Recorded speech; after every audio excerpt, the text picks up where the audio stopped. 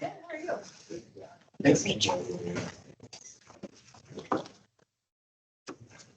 Rolling. All right. Hi, everyone. Calling to order the board in our administrative meeting on September 16th, 2025 at 3 o'clock. We have all the members of the board here today, Commissioner DeGroot, myself, Commissioner Minty, and Commissioner Nichols. I will make an assumption that meeting minutes are okay with you guys from last time. Yes. All right. Thank you. We have a couple items under human resources, and I saw the director is here. Yes, you're first, Vicki.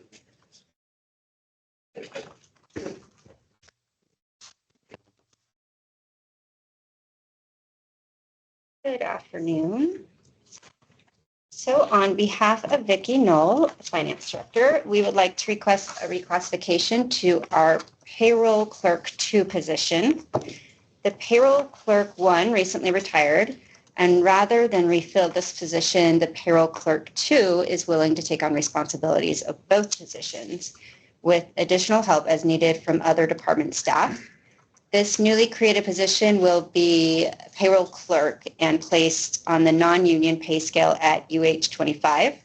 The current payroll clerk 2 will move from a UH 22 step 7 to a UH 25 step 5. The effective date will be September 3rd, 2025, and that's the day the current employee started working both positions. So the annual fiscal impact for this position is $4,814.41, and the department will have the funds available due to not hiring for the payroll clerk 1 position. I'll make a motion the board approve a reclassification of the payroll clerk 2 position to a payroll clerk position with a salary increase. I have a comment? Sure.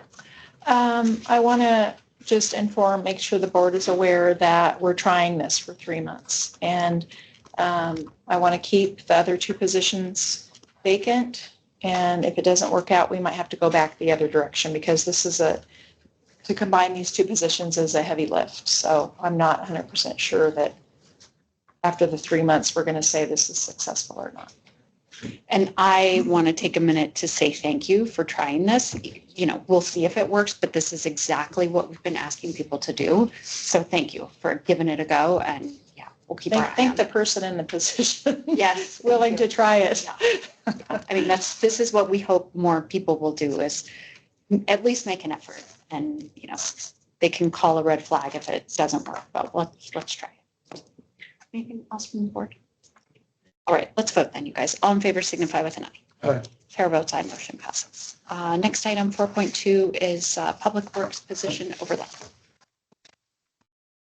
Actually, your item's in a little bit. Okay. Sorry. He's got 2. Jumping the gun. You're enthusiastic. We like it. So on behalf of Jeremy Morris, Public Works Director, we are requesting hiring a heavy equipment operator prior to its vacancy by its current employee. The current employee will be retiring in February 2026. However, he will be on leave for several weeks prior to retirement. This employee drives a snowplow and it's integral to the department, particularly during the winter months. The department would like to hire his replacement in October to train and have the coverage during the winter months. The fiscal impact for 3 months additional salary and benefits will be approximately $20,371.10, and the department has the funds available. Make a motion the board approve and overlap hiring for a heavy equipment operator in the public works department. Second. We have a motion for our consideration related to the hiring overlap, if you will. Is there any comments, questions, or thoughts before I have us vote? Sounds reasonable. All in favor signify with an aye. Aye. Chair votes aye, motion passes. Jeremy, why don't you stay since you're already there? And why don't you come up? We'll kind of ensue. You're fine. You're not in the way. You're fine. Go ahead, Jeremy. Unless you. Unless you feel uncomfortable. They're just going to do one item, but Oh, I think it's okay. A little background on this. I forget what's your title. Matt? Deputy Chief. Deputy Chief Hitchcock approached Klamath County Public Works and they have a need for fleet maintenance. Of course, we just started a fleet program. And So after discussion and deliberation, I also included road shop staff, our mechanic foreman, and our road superintendent and our fleet manager. We feel like we do have the capacity to service their light duty equipment, and thought I'd give a brief update on how fleet's going in general. We all departments have serviced their vehicles with the exception of tax, sheriff, emergency manager, and the veterans department. I assume the veterans department doesn't put a lot of miles on their car, so they're probably falling to that once a year.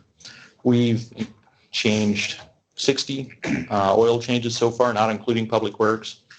Public Works is probably pushing 100, so 160 oil changes. We've saved about $15,000 in Public Works because we used to have a Division 5 mechanic change the oil in our pickups, and their hourly rates are $35 plus benefits, and now we're down on that $22, $23 an hour plus benefits. So every oil change we're saving $15, $20, and it adds up.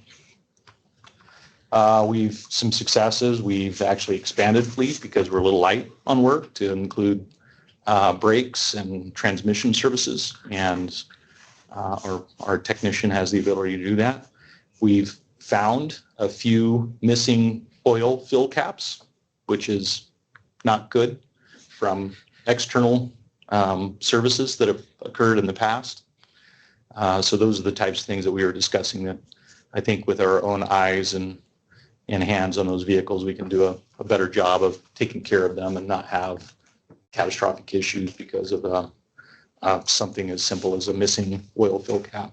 So developmental disability is parking at the road shop now, which, Heidi, how many vehicles is that?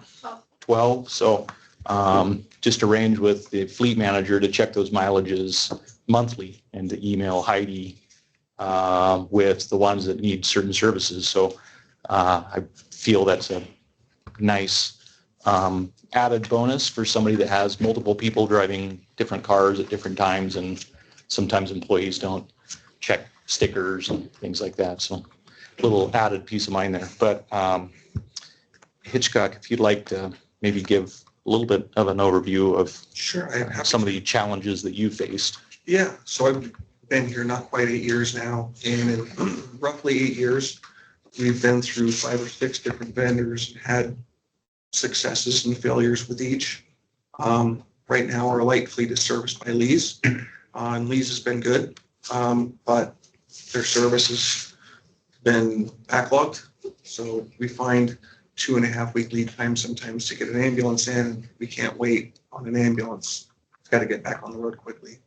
So we started looking for alternative solutions. Roughly a year ago, we approached City Shops. City Shops was extremely light manned. They couldn't do it. So I approached Jeremy, and he says, "Hey, this might be a good time." So we have roughly, take the heavy fleet out, all of our light duty vehicles, roughly 22 vehicles, 23 vehicles, something like that. Mostly staff rigs, ambulances, wildland brush rigs, some pickup trucks, risk reduction vehicles, trailers, that kind of stuff, wood chippers and dump trailers, what have you. And it sounds like Jeremy's guys can knock it out for us. So what we'd like to be able to do is standardize where we take our stuff. Just have one-stop shop. They maintain our records. They can invoice direct, no problem, instead of bouncing around all over the place. So it's considered a big win for us. Yeah. So any questions? I mean, it sounds like you're in support. Sounds like kind of a win-win. How do human resources feel about this? This is the first time I'm hearing about this, so I think I'm open for discussion. Anyone have any concerns about sort of by consensus allowing them to move forward with that partnership? I think it will be great. Thank you. So, yeah, I mean, my concern with the program has always been whether or not it pencils. I'm assuming that something like this only brings us closer to the black. I'd be interested in seeing what the projections are for those numbers involving this into that program. Yeah, sounds good. We can provide those. And so Anthony has downtime. Of course, we, in his downtime, let's just call that overhead. So then Public Works is able to dispatch him to steam wash an engine. Again, we'd have to have a Division 5 person do that. And so the overhead is useful to us and has really relieved a lot of stress from or deferring things. The mechanics, the heavy mechanics are working on heavy things and we're not steam cleaning or taking care of the small thing. And we're able to do that now. So. So by consensus, move forward. Thank you for joining us. Thank you. Yeah, guys. good to have you. Yes, sir. Thank you. All right, Heidi, come on up. DDS, new positions. So, Long time no see. right. Okay, so on behalf of Heidi Gaither, DD Services Director, we would like to post 2 new positions, the Eligibility Support Coordinator, which is an LH15, and Assessor, LH21. These have been discussed during budget workshop, and it was dependent on state funding that the department hadn't received numbers for at that time. The funding was more than anticipated, so the department would like to move forward with posting and filling these 2 new positions. The fiscal impact for 25 and 26 annual cost for the Eligibility Support Coordinator will be $70,564.78. And the total cost for the assessor will be $87,439.98. The department has the funds available with funding that has been allocated by the state. I make a motion, we approve the request to post and hire the eligibility support coordinator and assessor for the DD Services Department. Second. We have a motion for our consideration. Do we have any questions of HR or Director Gaither before we vote? No, I would just point out that we have the funding for these positions based on the meeting earlier this afternoon where we approved the state allocation. All right, then, let's vote. You guys all in favor signify with an All aye. right. All right. Chair votes aye, motion passes. Thank you. Thank you. Tax and property, Kayla and Terry. Funding for the HUD demolition. Yeah, we may need.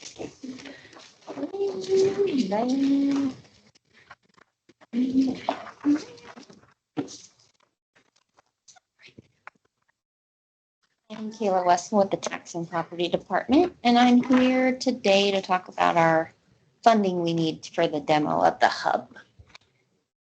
So if you look at the yellow is what's needed, and that's with no contingency. That's to the dot. 100. Oh, sorry.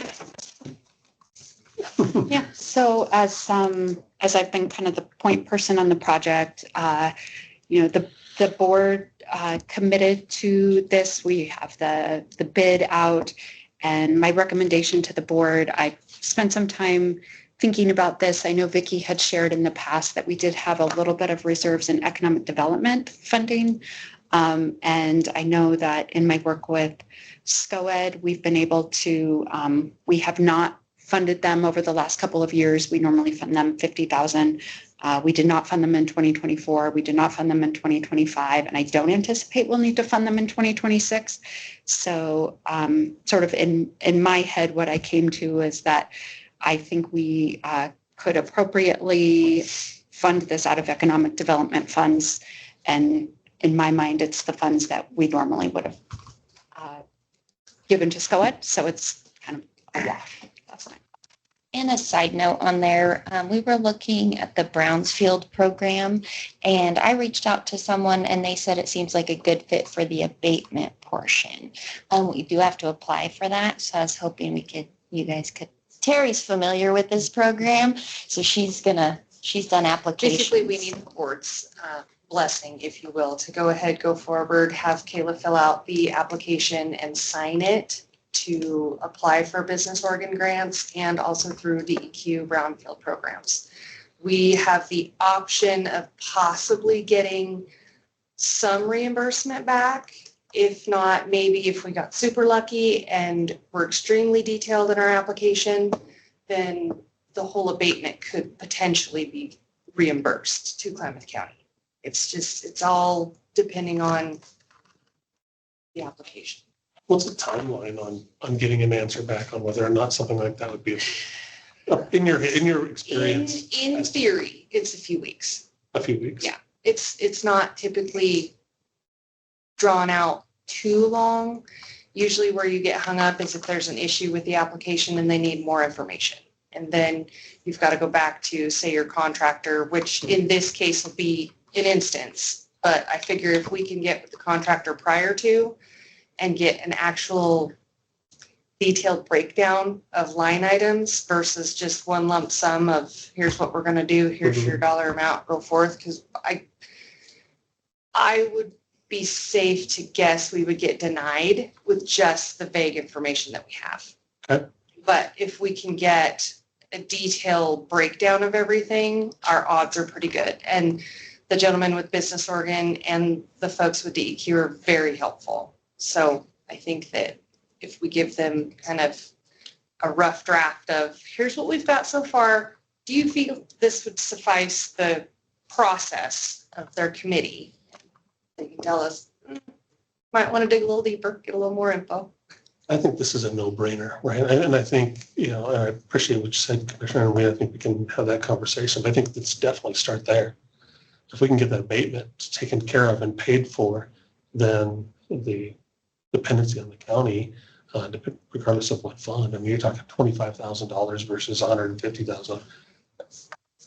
Yes, please do that. And let's see what happens. I may ask Leslie here real quick. I think it says the project is to be complete by the end of this year, right? Yes. December 31st, 2025. So I assume they probably want to start yesterday, and we still have to do the contract and all of that. I don't know if we can extend that date out in order to apply for this, or if we fund it and then apply and hope for the best. So we can extend the date during negotiations. So I was actually going to step in and ask. So are we going to move forward hand in hand with this? Are we going to allocate funds? And then if we just don't end up having to need county funds, if we apply for this grant, sorry, I got hair that's touching my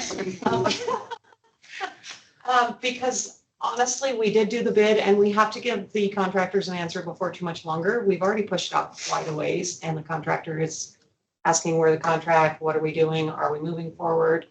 I mean, we could always cancel it and redo it, but then we're looking at a whole nother set of numbers that we may not have. And it's become a magnet for the activity that we do not want. And so I feel very strongly that we need to move ahead. Progress. And if we, apply and we're sort of going on two parallel tracks, I think that's great. So is that an option for the grant or the? It's a They will reimbursable Okay. grant, so. Like they'll even potentially reimburse us for the asbestos report that's been done months ago. So So there is it's- asbestos. Mhm. That's why we would qualify with the DEQ. Yeah.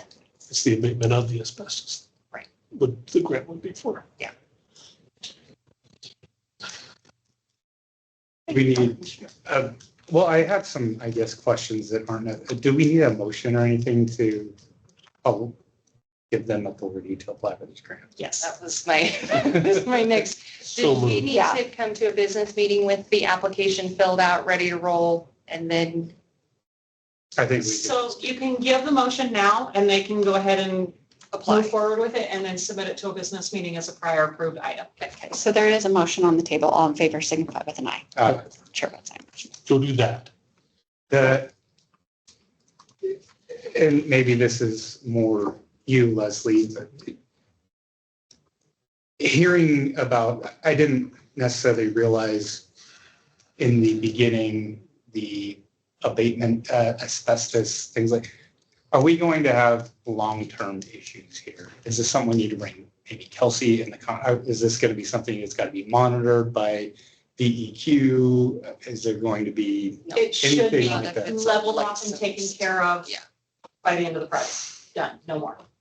Okay. It's not like a fuel station or something like that where you're gonna have to monitor the ground and leakage and things like that. Okay, so we're not going to incur some surprise long-term monitoring or crazy add-ons from the contract? No. So I think the question is, do they have the ability and the authority through our approval today to move forward? Which With economic I development. would make that motion. I'll second. So we have a motion for consideration. Is there other discussion, questions, comments? Do you have any thoughts on whether it fits? with economic development. Demo. That's what I'm sitting there struggling with. Does that fit? Well, we have to take it down in order to set something up for economic development, right? Correct. And what's the plan after the demolition? We need $15 Is it million. part of a bigger project, or are we going to leave it, Yes. leave it a piece of land that we're going to turn into a parking lot? I think that depends on funding. The project is the hub, the local food hub, which is, you know, It's definitely still a more plan. attractive than what's there now, but we have fundraising to do to get to there. And in order to be able to Yeah, do I the think so. adequate fundraising, there has to be an action. I don't know. Can I get back to you on that? Do we have a second pot of money you want to spend, like LATCF, if I can't make it fit? And you have 150K in there, just in case. I mean, we've committed to this project. We own the property. We need to take care of what, it's our responsibility to take care of it. I need to, I'll go back through the ORS to make sure that it fits somehow in economic development first. I'll run it by you because you kind of know too. And then, LATCF is the only other pot. I know, that's why I'm saying, if it doesn't fit in economic development, can we spend it out there? I would say theoretically, yes. And also this may be moot because we may get the grant funding. Well, that's still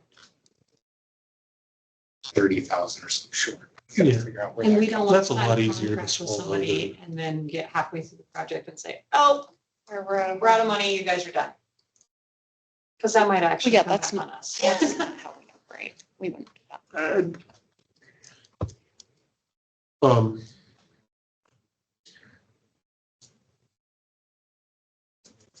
Yeah, I mean, I'm just kind of walking through the entire process, but yeah, no, and I actually think LATCF is going to be the better fit. And just thinking long-term down the road, if the project for whatever reason doesn't come to fruition.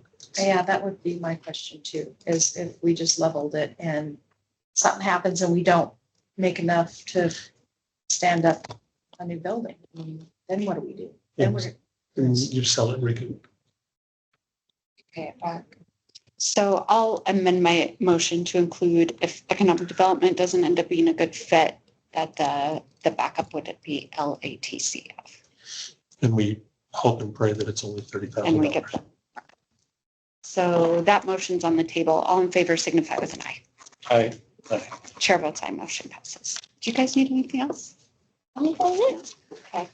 Go forth and conquer. Good job, ladies. Thanks.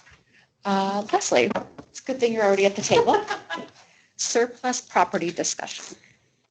Sorry, Steve, I don't mean to step out in front of you. Aren't you coming with me? Steven, come on. You're so funny. Come on. Like minimize my time at the table. Okay, so Leslie Barlow Hunter with Contracts and Risk Management. Sorry, I didn't say that in the previous discussion. So it has been brought up regarding unit price overruns and change orders again. We did just change policy last year to allow, basically it changed wording so that it defined amendments, unit price overruns, and change orders. So we have a department that's requesting an additional amount or having additional sign-off authority, basically, so that they don't have to bring unit price overruns and change orders to the full board. They do have multi-million-dollar projects. Currently, the limits are at 100,000 or 25% of the total project that's already been approved by the board, whichever is less. So I'm bringing it to you guys for your discussion and your thoughts. My standpoint is I feel like it's plenty when I understand $1 million projects they add up fast, but at the same time, when we're changing $200,000 or $300,000, I think the full board should be aware of those amounts. And honestly, I haven't seen a change order or unit price overrun come through the contracts council review like they're supposed to yet. So I don't know that that's even being reviewed according to policy. So this is why we're bringing it to you guys. I have not taken it to a administrative advisory meeting yet because I wanted discussion from you guys before we wasted time everywhere if there was no discussion. With public works projects especially, if they've got $100,000 isn't a lot of money. And if we're contracting with a contractor and we have the opportunity to do something more that's ultimately going to save the county quite a bit of money, it's a conundrum. And I see their point. If we don't have that process and they end up, sending the crews back and then it comes to us, well, it just increased the whole cost because they have to remobilize and find time and all of that. I don't know. And I don't know what that number lands at. Maybe we need the director here as well.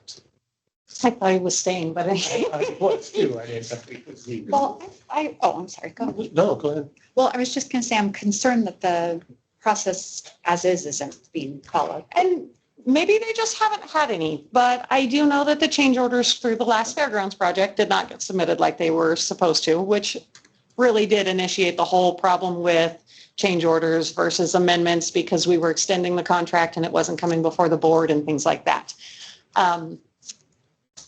So maybe I can't say because I don't work in every department. I don't know if there has been or hasn't been, but I haven't seen a change order come through. So quick question. So $100,000 or 25%. How did, I remember when we did that, and I think I questioned it then, but how did we derive those numbers? Those numbers don't make sense to me, just so we're clear. Well, Right. whichever was lower. Whichever is lower, and that doesn't make sense to me. If you said $100,000 or 10%, whichever is greater, that would make a lot of sense to me because on a $2 million project, it's $200,000, right? And so the larger the project, the larger the Threshold. the threshold, continues to grow.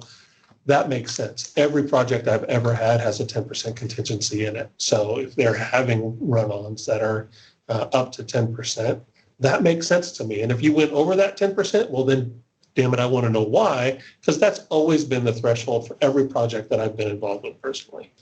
So if it was $100,000 or 10%, whichever is greater, I believe there's a ton more flexibility within that than $100,000 or 25%, whichever is less. Because $100,000 on a $3 million project is nothing. Right.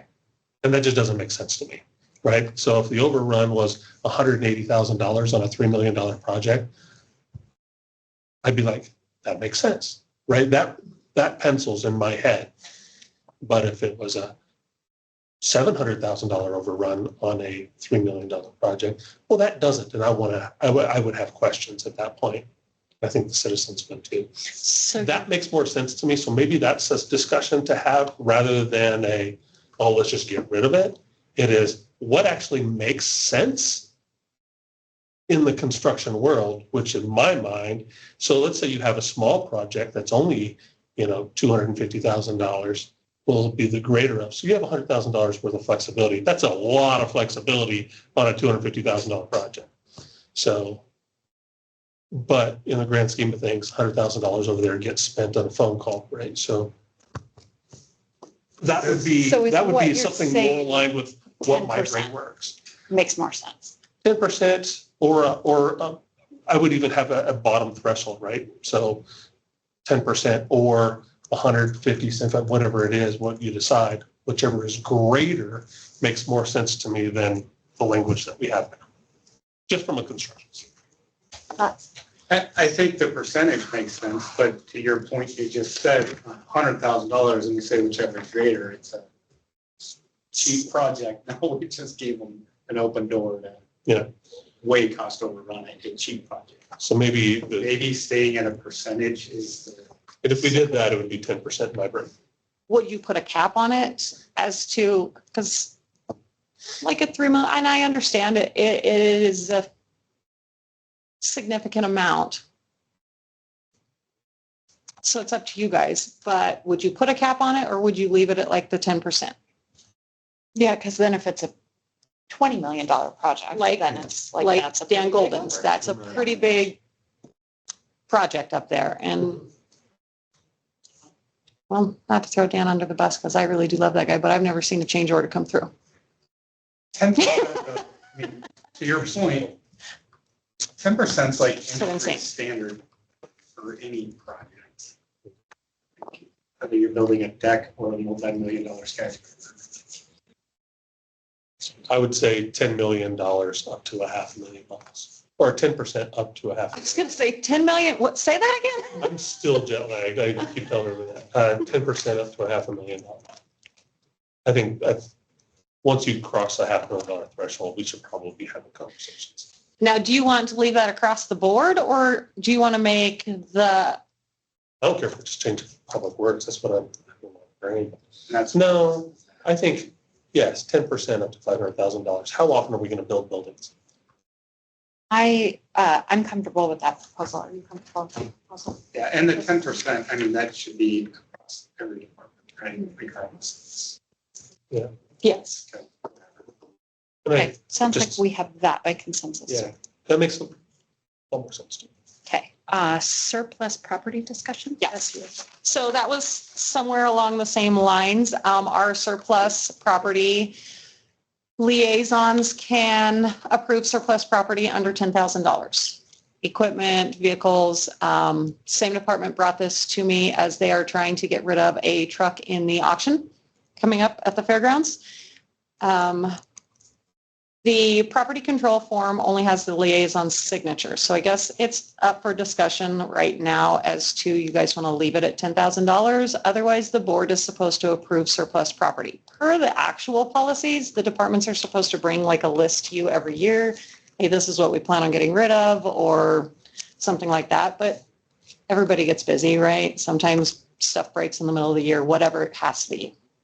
So I guess it's up for discussion as to do we want to leave it at a $10,000 threshold? Because for cars, that makes sense. Again, there's 1 or 2, 3 departments that have equipment that do definitely fall way over 10,000 no matter what you're doing. So, And are you talking about book value or Yes. original?